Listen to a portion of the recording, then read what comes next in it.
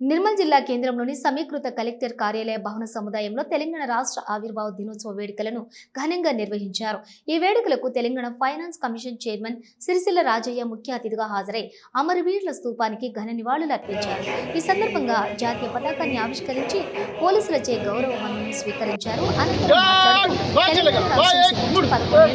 సందర్భంగా రాష్ట్రమంతా అవతరణ వేడుకలను నిర్వహించడం జరుగుతుంది. మనస్ఫూర్తిగా నా యొక్క నమస్కారాలు అందజేస్తా ఉన్నాను. తెలంగాణ రాష్ట్రం ఆవిర్భవించి నేటితో 11 ఏళ్ళు నిండాయి.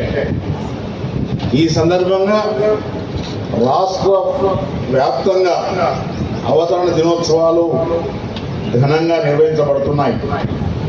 ఈ విశిష్ట సందర్భంలో ఈ వేడుకలకు ఇచ్చేసినటువంటి జిల్లా ప్రజలకు నా హృదయపూర్వక అభినందనలు తెలియజేస్తా ఉన్నాను. స్వరాష్ట్ర సాధన కోసం అమరుల త్యాగాలకు నా ప్రగాఢ నివాళులు అర్పిస్తా ఉన్నాను.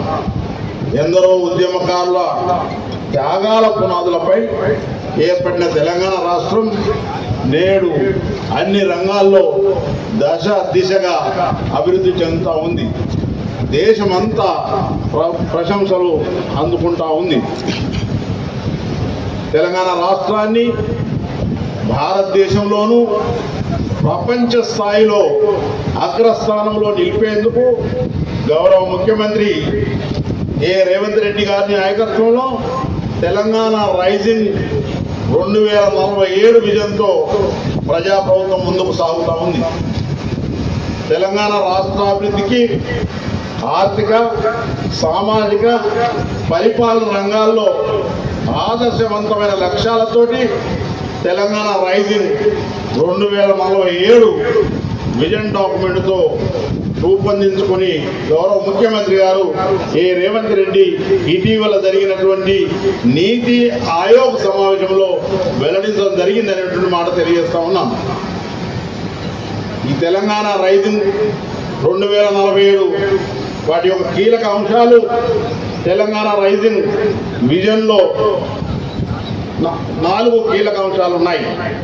పేదల సంక్షేమం, సమగ్ర పాలసీల రూపకల్పన, ప్రపంచ స్థాయి ఇన్ఫ్రాస్ట్రక్చర్ డెవలప్మెంట్, పారదర్శకత, సుపరిపాలన లక్ష్యాలకు ప్రాధాన్యమిస్తున్నారు.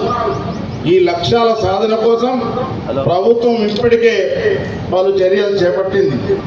తెలంగాణ సమగ్ర అభివృద్ధికి ఇప్పటికే welfare and social justice policy, green energy policy, infra and industrial policy, tourism పాలసీలను ప్రభుత్వం సిద్ధం చేసింది.